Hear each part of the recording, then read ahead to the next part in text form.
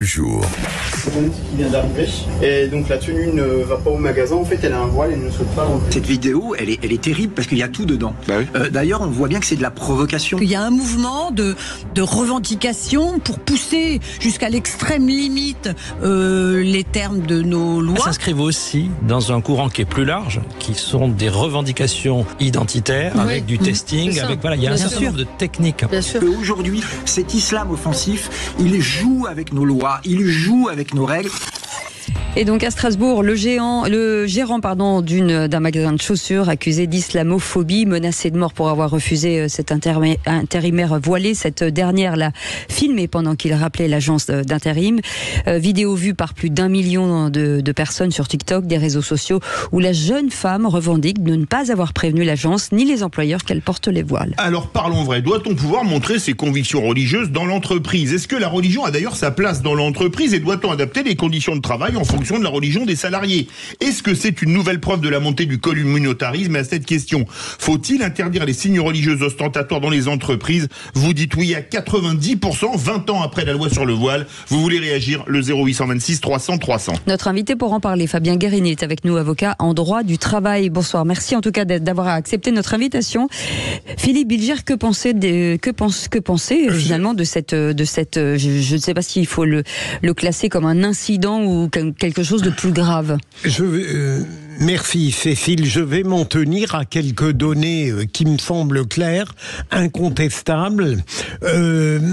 D'abord, je ne voudrais pas qu'on qualifie globalement tous ces incidents comme une conséquence de l'immigration et de l'islamisme. C'est pas ce qu'a fait Sud Radio dans son excellente question. Qu'est-ce que je vois? Cette femme est déjà venue une fois dans le magasin, elle n'était pas voilée. Ensuite, elle veut être engagée comme intérimaire et elle fait délibérément un scandale. Et troisième élément, on apprend, quand je suis arrivé à Sud Radio, qu'en réalité, elle rigole, si vous me permettez l'expression, parce qu'elle voulait faire une bonne blague au gérant et se moquer de lui. Autrement dit, je ne suis pas sûr qu'avec ces trois éléments, on se trouve face à une militante forcenée qui voulait enfoncer un coin dans la République française. J'ajoute, pour permettre à notre ami avocat de répondre, il me semble que la question de Sud Radio, aussi pertinente qu'elle soit, est un peu superfétatoire, puisqu'on a une loi de 2016 qui permettait en effet aux commerçants de faire valoir son droit. Il l'a très bien fait, et après ça a été un scandale sur le plan de la haine à son encontre. Virginie Kelmels. Philippe, moi je dirais quand même que ce sont des événements qui se multiplient, donc il y a quand même un sujet un peu de provocation. Il y a clairement la volonté d'afficher ostensiblement sa religion, et que normalement ça ne fait pas bon ménage avec ce que l'on attend pour un chef d'entreprise ou pour des entreprises en général, d'apaisement et de neutralité. Alors oui, il y a un dispositif législatif, c'est vrai que la loi El Khomri de 2016 prévoit, et notamment dans le cadre de la clientèle, c'est-à-dire dans le cadre du commerce, mais on voit bien ce qui va se passer pour beaucoup de chefs d'entreprise dans notre pays, c'est qu'à un moment donné, il n'y a pas que ceux qui sont en contact direct avec la clientèle. Vous avez recruté une personne, elle n'était pas voilée, et puis 2 ans plus tard, 3 ans plus tard, elle arrive au travail avec un voile. Donc moi, je pense qu'on va aller quand même vers un dispositif législatif qui va à minima forcer le règlement intérieur, ce que font déjà toutes les entreprises de plus de 20 salariés. C'est que si vous avez un règlement intérieur clair et qui prône la neutralité, il faut que ça puisse s'appliquer à tous les salariés. Parce qu'aujourd'hui, on ne traite que le front office, mais on aura, à mon avis, ce problème de plus en plus croissant sur les fonctions back office. Jean Le Rideau.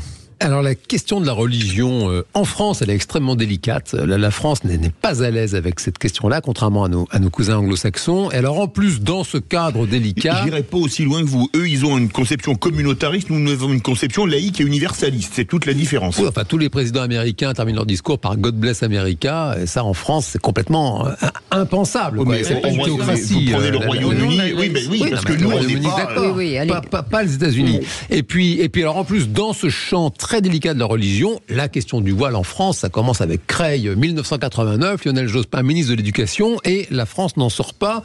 Typiquement sur cette question des employés voilés, moi j'ai le souvenir de la crèche Babylou à Chanteloup-les-Vignes, qui était vraiment une initiative sensationnelle pour les femmes justement isolées, d'avoir une crèche pour pouvoir travailler.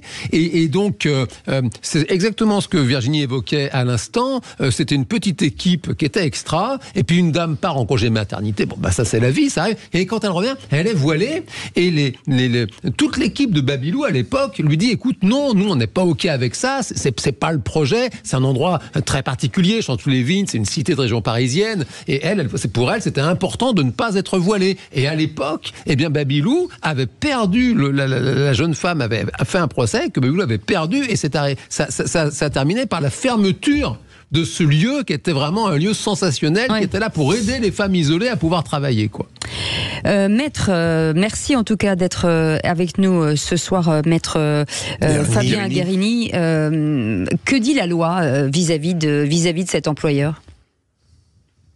Alors, la loi, pour faire simple, nous dit effectivement que l'entreprise a la possibilité, alors soit elle est à plus de 20 salariés, d'organiser dans le cadre du règlement intérieur le principe de neutralité, qui va ensuite permettre à l'employeur de rajouter dans le contrat des salariés qu'il embauche une fameuse clause de neutralité en ce qui concerne la tenue vestimentaire et donc les, signes religieux en la matière.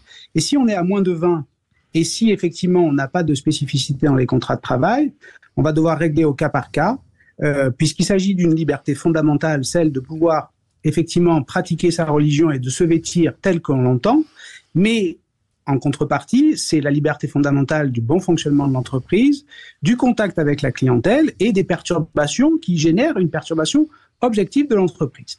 Alors, effectivement, on passe par le dialogue social, mais globalement, et dans l'hypothèse qui nous intéresse avec cet intérimaire, d'abord, il n'y a pas de contrat de travail puisqu'on est dans le cadre du contrat de travail temporaire. Et ensuite, on l'a bien dit avec effectivement Philippe, il y a une provocation puisqu'elle se présente en ayant caché sa volonté de venir travailler avec un voile et elle provoque effectivement le gérant en le filmant et en diffusant sur les réseaux effectivement cette situation. Donc c'est là où effectivement il y a un déséquilibre. Mais alors, il y a une question qui se pose là, c'est pas du droit du travail, mais le fait de mettre cette vidéo où le gérant est menacé de mort. Mais même le droit à l'image. Et le droit à l'image, est-ce qu'il pourrait pas porter plainte contre elle pour mise en danger de la vie d'autrui ou un autre chef d'accusation? Parce que quand on sait ce qui est arrivé à Samuel Paty et à d'autres, ça fait un peu peur. D'autant plus que le magasin est référencé, on connaît la marque et on connaît la localisation, en tout cas la ville. Donc effectivement, malheureusement pour ce gérant, son identification est relativement facile. Et donc, effectivement, sur ce terrain, il pourrait envisager effectivement de réagir et de contre-réagir, avec le risque pour lui que malheureusement la justice ne passe pas ou pas assez vite et que sa santé ou sa sécurité soit véritablement en danger. Sans vouloir vous engager, maître, sur un terrain plus politique, comme vous êtes un spécialiste du droit du travail, est-ce que vous voyez toutes ces péripéties, ces incidents, vous les sentez en général animés par une hostilité à l'égard de la République, ou est-ce qu'il s'agit d'imprévisibilité liée à des tempéraments personnels ? C'est difficile à dire parce qu'effectivement, il y a une vingtaine d'années, on avait les fameuses pratiques de testing pour les candidatures, les CV, ainsi de suite. Et on a vu effectivement des actions menées à ce titre qui paraissaient légitimes et qui paraissaient permettre de faire bouger les lignes.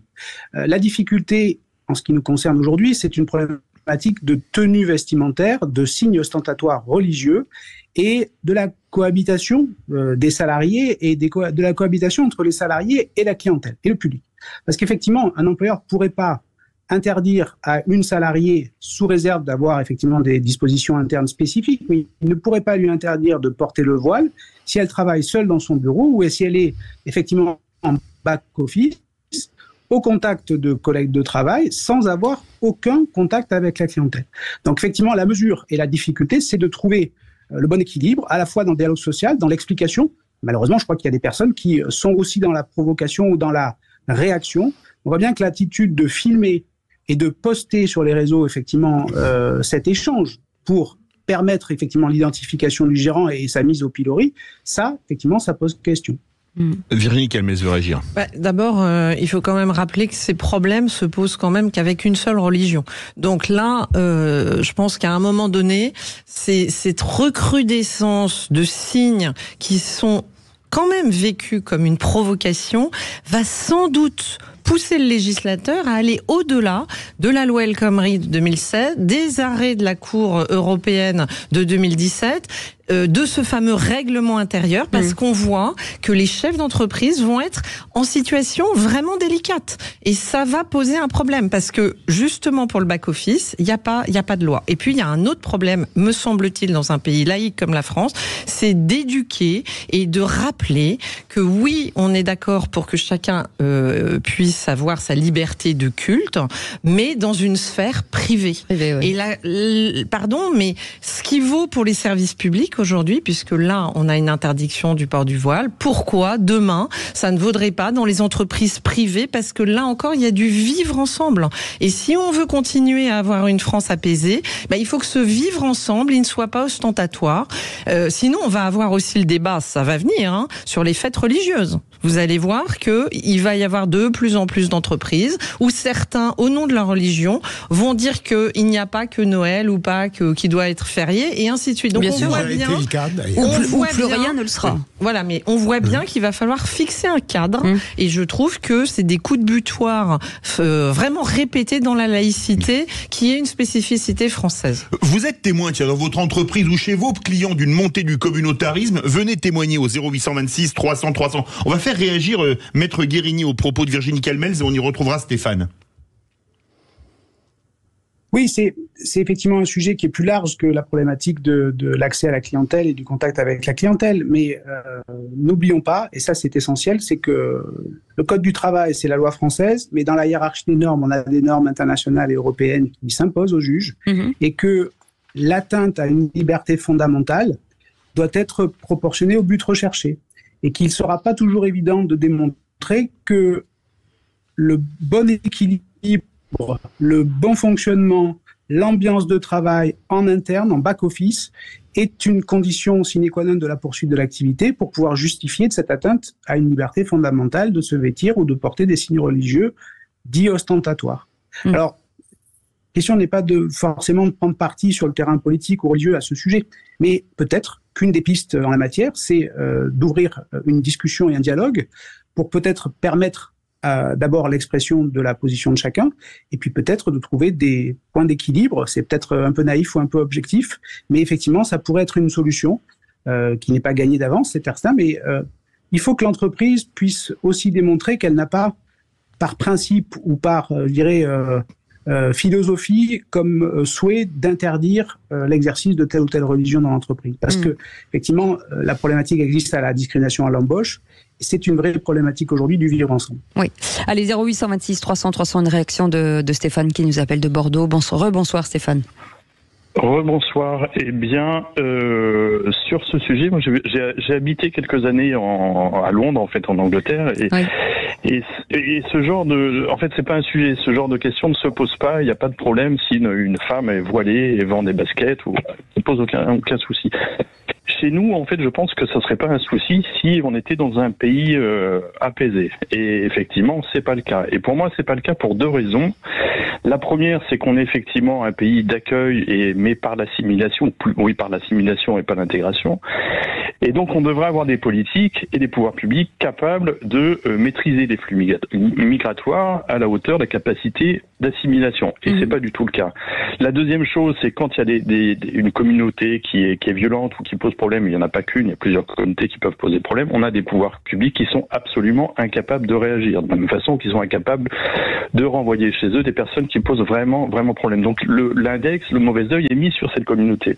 L'autre chose, c'est que je crois qu'on a des médias largement acquis à la cause islamophobe, et donc en fait on a une communauté qui est prise en étau, et donc cette communauté n'est pas du tout acceptée, et effectivement une personne qui va avec un voile travailler, ça pose problème, alors que ça ne devrait pas poser des problèmes extravagants. Voilà, enfin c'est un peu mon analyse. Oui, merci Stéphane. Je dis pas qu'il faut pas réagir à des coups de butoir qu'on peut dire d'une religion. Voilà, il faut s'y attaquer. mais il y a des conditions qui sont pas réunies pour que ça se passe bien. Voilà. Jean de Rideau. C'est ça aussi le problème. Alors, j'écoute attentivement les échanges.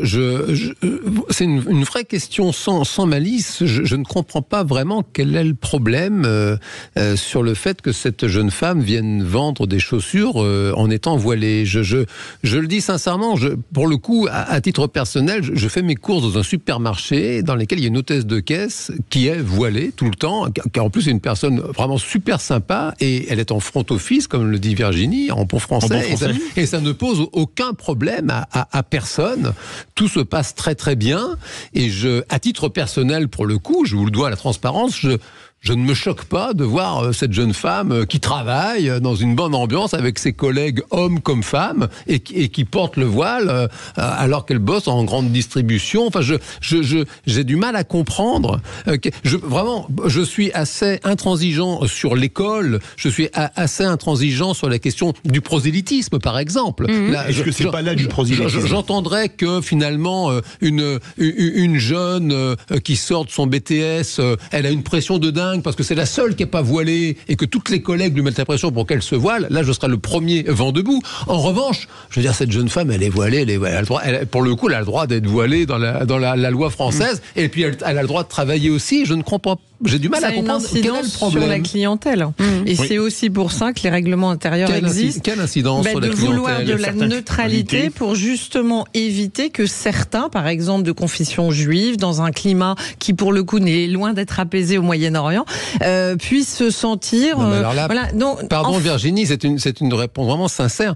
Là, je veux dire, on bascule dans le délit de faciès après. On est au contraire. Qu'est-ce qui empêche un commerçant de dire à ce moment-là à un vendeur, une vendeuse, écoutez monsieur, vous êtes en fort surpoids, vous comprenez, je peux pas vous embaucher parce que les clients, ça les dérange votre surpoids. On est clairement en défense de la laïcité et de la neutralité. Voilà. C'est ça le sujet.